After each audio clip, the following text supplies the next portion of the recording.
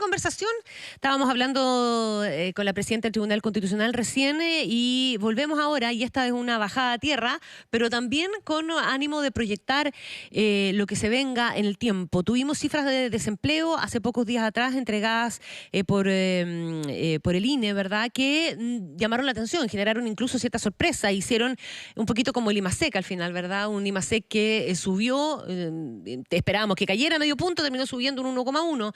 El desempleo no llegó a ser lo que probablemente se estaba proyectando y hay quienes ya están sacando cuentas alegres de que no se pegaría el salto al 10% la tasa de desempleo que se había estimado, pero algunas cosas también hicieron encender algunas alertas y de ahí algunos llamados a la prudencia también, porque a pesar de un desempleo menor del proyectado, ¿verdad? Tenemos un crecimiento del empleo informal, un aumento del empleo callejero.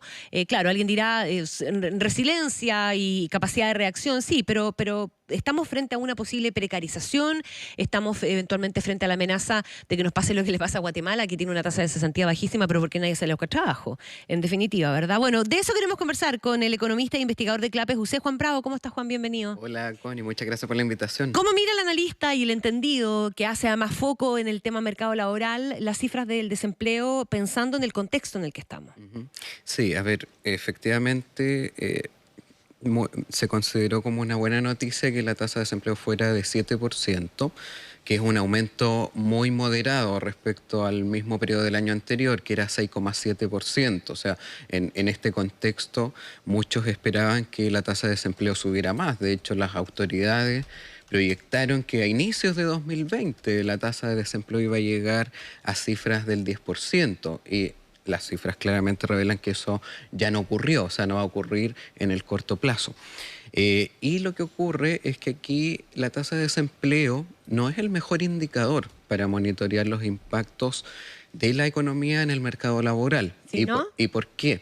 Porque la tasa de desempleo, para calificar en la estadística como desocupado, tú no tienes que haber trabajado ni siquiera una hora a la semana, absolutamente nada. Y además tienes que haber estado buscando trabajo activamente en las últimas 4 semanas. O sea, el criterio es bastante exigente para ser calificado en una situación de desocupación. Entonces, claro, muchos me preguntaban, oye, pero ¿cómo si las cifras de despidos por necesidades de la empresa habían aumentado tanto? Claro, porque despido no se traduce necesariamente en desempleo desde esa definición. Si a mí hoy día me despiden... buscar trabajo. Exacto. Y claro, por ejemplo, si a mí me despiden hoy día del trabajo y yo me voy a vender Super 8 al Paseo Ahumada, bueno, yo no pasé a desocupado. Sigo estando como ocupado en la estadística oficial. Entonces, por eso hay que tener conciencia de que el criterio es bastante exigente. O sea, la persona no debe haber hecho ningún tipo de trabajo a cambio de un pago o remuneración. Estas personas que están de semáforos humanos son ocupados en la estadística del INE. Entonces, la creación de empleo formal es un indicador que nos permite monitorear mucho mejor la situación del mercado laboral y los otros componentes del empleo. Entonces, ¿qué tuvimos en el último dato? Que pasamos de una creación de 78.000 empleos asalariados privados formales en el reporte previo a una destrucción de 9.000. Eso es un cambio dramático. Es un cambio dramático. Entonces déjame preguntártelo de otra forma. ¿Cuánto del desempleo se explica por un cambio anormal de la fuerza de trabajo, de la oferta?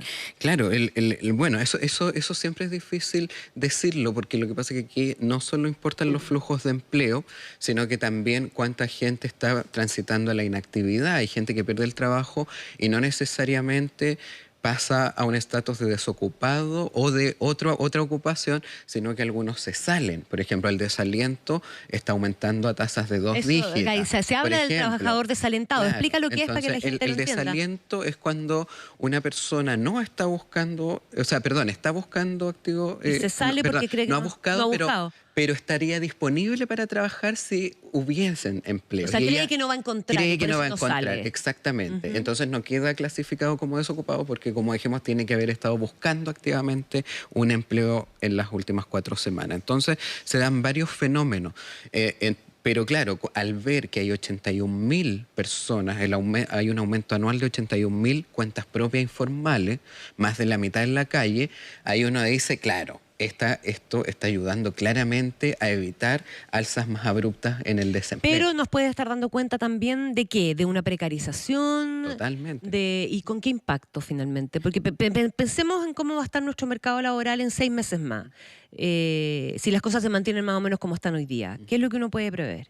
Claro, lo que vamos a seguir viendo en las cifras es que el empleo asalariado privado formal va a seguir cayendo, porque aquí lo que ocurre es que las contrataciones están relativamente paralizadas, las nuevas contrataciones. Claro. Entonces, claro, ¿qué hace la gente? Busca alternativas. Y esas alternativas son justamente autoemplearse, la cuenta propia. Y claro, y ahí hay otra razón, que esto es más estructural, de por qué la tasa de desempleo con el paso del tiempo reacciona también cada vez menos. Esto no es solo de Chile. Las nuevas tecnologías permiten evitar una situación de desocupación mucho más que antes, porque hoy día dispones de medios que te permiten hacer algún tipo de trabajo, Y las eso se puede aplicaciones mirar, y digitales. con las horas trabajadas uno también puede tener una medición de Exactamente, eso, y las ¿no? horas trabajadas han ido cayendo. Entonces, las horas efectivamente también son otro indicador que uno puede mirar para ir viendo este deterioro, pero el central tiene que ver con eso, con una composición, la composición del empleo, de la creación de empleo, que tiene un cambio dramático, donde aumenta muy fuertemente el empleo informal y retrocede el empleo asalariado privado formal y el empleador formal. O sea, todos los emprendimientos de buena calidad, ese fue el que más cayó en 14.000 anuales. Los empleadores formales, entonces, claro, están aumentando estos emprendimientos precarios y está Déjame, cayendo el de buena calidad. estamos conversando con Juan Bravo, economista e investigador de CLAPES UC. Déjame preguntarte si eventualmente, a ver, uno ha intentado tener o instalar o ser parte y ayudar a poner sobre la mesa la conversación sobre el necesario cambio que se viene, ¿verdad? Y que se viene con todo, pero como que nos hemos limitado o nos hemos negado o resistido un poquitito a verlo a la hora de la discusión de política pública. Hablamos de una reforma laboral que jamás consideró la idea en serio de los cambios, de los trabajos que no existen, de la automatización, de la flexibilidad, de la gente que prefiere, ¿verdad?, poder trabajar en Uber para complementarse, y un montón de cosas que están mucho más claras en la forma en que se mueven las personas del mercado laboral que en quienes manejan finalmente las cuerdas para tomar decisiones de política pública en este tema. Discutimos la jornada de 40 horas o no, sin tener ninguna consideración de eso. Estamos hablando de reforma previsional sin proyectar cómo va a ser efectivamente el mercado laboral ni siquiera en 5 años más, Claro. ¿verdad? Puede que estemos acá ante una oportunidad para un ajuste precipitado del mercado laboral por parte de las personas y por parte de las empresas también, dada la coyuntura de la crisis. Estoy pensando, no sé, hay mucho retail que está pasando a automatizarse, cosa que ya tenía proyectado hacer, pero probablemente en plazos mayores, ¿verdad? Y está adelantando esas decisiones. Estamos a lo mejor ante un adelantamiento de ese cambio, porque la gente dice, ¿sabes qué más? Ya, yo no me atrevía, pero ahora le doy. Y probablemente esa persona va a estar en una categoría distinta de las categorizadas por mucho rato, y vamos a estar en una situación distinta. Claro, efectivamente, lo que hace, aquí la automatización no solo depende de la disponibilidad de nuevas tecnologías, sino que también de los precios. Entonces, mientras más baratos sean esas tecnologías en comparación al factor trabajo, o sea, en la parte que son sustitutos, ¿cierto? Entonces va a ser más fácil que se adopte la tecnología. Si se va encareciendo el trabajo, obviamente va facilitando, como dices tú, puede adelantar las decisiones de adoptar tecnología. Entonces, efectivamente, estas cosas pueden generar un adelantamiento de la adopción tecnológica y de la automatización. Ahora, justamente a propósito de estas nuevas formas de trabajo, de la gig economy, que tiene que ver con muchos de estos que son trabajos a pedido, ¿cierto? Ajá. Hay clientes que piden que le envíen comida, entonces llega la aplicación y el repartidor va en Uber, etcétera. Todos estos trabajos nuevos van a requerir una regulación que hoy día no existe y que tiene que ver con, claro, cómo equilibramos estos formatos que son mucho más flexibles por su naturaleza, con protección, digamos. O sea, ¿qué pasa cuando un repartidor, si tiene un accidente en el camino? Tiene que tener alguna protección. Entonces, eso es algo que hoy no se está discutiendo, que tenemos que empezar a hacerlo, porque si no nos va a pasar a llevar la máquina, como ya pasó con los servicios de transporte de pasajeros, con Uber, digamos, con la ley todavía no se termina de tramitar. No se termina y Entonces, probablemente lo que va a terminar haciendo esa ley es ponerle cortapisas a la gente que hoy día tiene la posibilidad de emplearse. exactamente. Porque claro, esas plataformas tienen dos tipos de usuarios, po, el que se emplea y el que la usa para transportarse. Claro, No son solamente los que se suben al auto para ser trasladados. trabajar, El claro. chofer es un usuario de la plataforma también. Exacto. Y va a estar mucho más limitado en su acceso porque le van a pedir la licencia, que el auto, que el año, que está bien, si todas estas cosas hay que regularlas de alguna manera, en definitiva, pero probablemente no estamos viendo cuál es el alcance y cuál es la disponibilidad de la gente también para hacer ese cambio de switch. Y cambiar su propio comportamiento laboral a la hora de demandar trabajo, ¿no? Exacto, ahí hay un equilibrio que es complejo y que, bueno, en países europeos han estado un poco más adelantados con esta discusión, que es en no destruir esos formatos de trabajo, porque, claro, si tú le quieres aplicar la regulación que le aplicas al clásico trabajo dependiente, puedes terminar matando Ajá. ese giro. Pero por otro lado, también lo que vemos es que hay mucha informalidad en ese sector, no hay ningún tipo de protección social, entonces un equilibrio entre generar un contrato, un tipo de regulación especial para esta nueva naturaleza de trabajo, que es la que va a ir incrementándose, que tiene que ver con las tecnologías, ¿cierto?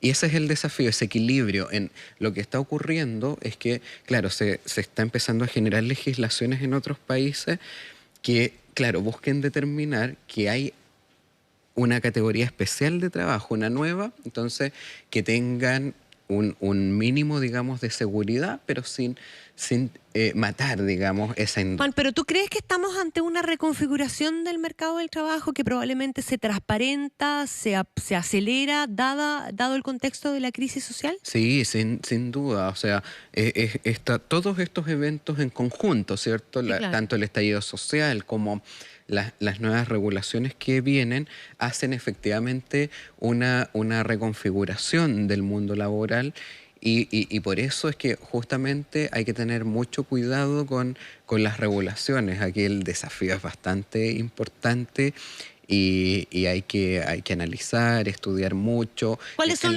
si tuvieras, Ujú. tres cosas con las que hay que tener cuidado a la hora de regular, dada esta reconfiguración que todavía desconocemos en su dimensión, ¿verdad? Ujú. Porque estamos viéndola. Claro. ¿Cuáles son las tres principales cosas que hay que tener cautela? Claro. La primera es esta que estábamos comentando recién, o sea, reconocer un formato especial de trabajo nuevo que antes no estaba en las categorías. Fíjate que en la estadística esto ya va a empezar a ocurrir. El INE va a cambiar esta clasificación habitual que tiene de que si es cuenta propia o asalariado, y va a crear una categoría nueva de contratistas dependientes que tiene que ver justamente con esto, con Ya. trabajos que tienen algunas características de dependencia, pero que en su naturaleza tienen rasgos de independencia porque los ingresos no son seguros. Entonces, eso, la estadística quizás aquí va a ir más avanzada que la regulación, pero al menos es importante que la estadística empiece a reconocer estos formatos de empleo y eso va a ayudar a monitorear mejor, ¿cierto?, cómo va la evolución de ese tipo de empleos. Hoy día nos cuesta mucho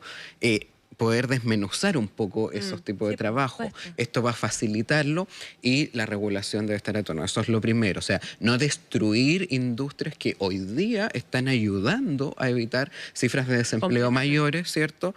Con eso. Lo otro tiene que ver todo lo que tiene que ver con las gradualidades de los proyectos, que en parte se ha considerado, creo yo. Estoy hablando ahí de, por ejemplo, rebajar jornada laboral a 40 horas, aumento de las cotizaciones. Lo que permite la gradualidad es que el efecto se vaya más a remuneraciones más que a empleo, perdón. Empleo, claro. Entonces, eso es importante porque socialmente es peor, ¿cierto?, que hayan más desempleados a que los reajustes sean un poco menores entre muchos trabajadores. O sea, el impacto laboral existe. Si la diferencia es si se Pero va a es salario de o a salario empleo. o empleo. Ahora, claro, hay que tener cuidado con las fechas, sí, porque, por ejemplo, una rebaja de jornada tiene más impacto en los últimos momentos. No da. Bajar de 45 a 44 tiene menos impacto que bajar de 41 a 40. No es lineal el impacto porque los costos van siendo mayores mientras más abajo estamos. Correcto. Entonces, esa gradualidad hay que tener, hay que compatibilizarla con otras leyes, con las de, por ejemplo, el alza de cotización.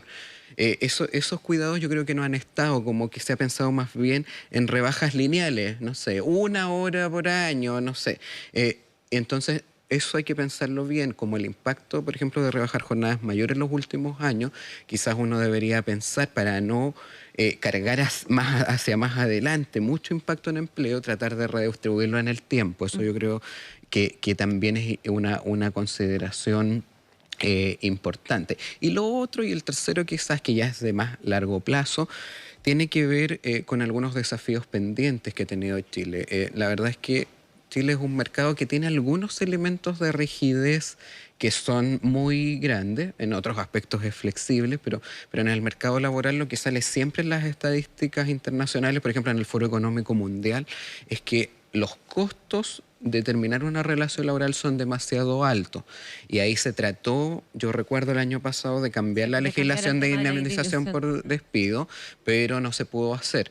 Y eso genera una distorsión importante. Es Y una y rigidez aquí no grande. significa dejar, ojo, no significa dejar de proteger a los trabajadores en una situación de despido, sino que el mecanismo es muy malo y más bien debería ganar terreno el mecanismo del seguro de cesantía, Ajá. ser más generoso, y eso genera mucho menos distorsiones, y porque al final esto lo que hace es que también evita la contratación de empleo formal. Yo sé que es muy difícil después terminar una relación laboral en caso de que ocurra un escenario adverso, lo que hace es que disuade de antemano No, también y la tiene un contratación montón de formal. efectos perversos, porque en el fondo el aumento de las licencias médicas tiene que ver con eso, Exactamente, porque la gente a lo mejor está mal en su trabajo, pero no está dispuesta a que la echen. claro, Licencia médica, los climas laborales, la falta de tiraje en la chimenea, no, o sea, hay claro. un montón O si de llevas muchos consecuencias. años y quizás hay un empleo mejor, pero no te quieres tú Porque vas a renunciar perder porque la pierdes la indemnización, indemnización. Ujú. exactamente. Súper interesante conversación. Muchísimas gracias, Juan Bravo, economista e investigador de CLAPES UC. Muchas Que esté gracias por muy la bien, muy invitación.